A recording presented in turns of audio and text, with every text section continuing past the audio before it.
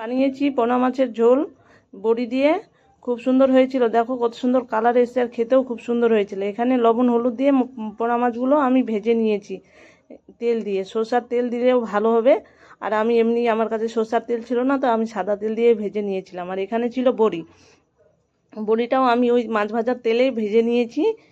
যারা রান্না জানো আমার রেসিপিটা দেখে কিন্তু রান্না শিখে নিতে পারো।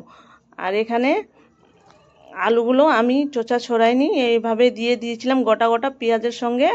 আলুটা ভালো করে একটু ভেজে নিয়েছি, তারপরে টমেটো দিয়েছিলাম, লবণ হলুদ দিয়ে দিয়েছি, দিয়ে নাড়াচাড়া করে একদম ভালো করে একটু কষিয়ে নিব। ভেজে নিয়েছি। এখানে মশলার মধ্যে আছে আদা বাটা, জিরা বাটা, রসুন বাটা আর শুকনো লঙ্কা বাটা একসঙ্গে আমি বেটে নিয়েছিলাম।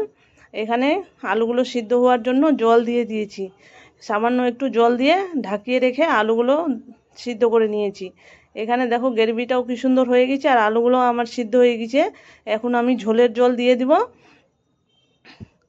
এই যে আমি ঝোলের জল দিয়ে দিয়েছি। আমাদের রান্না কিন্তু প্রায় রেডি, খালি এখানে ঝোলটা ফুটলেই হলো। একটু জাল দিয়ে করা আছে, ঝোলটা একটু ফুটিয়ে নিব।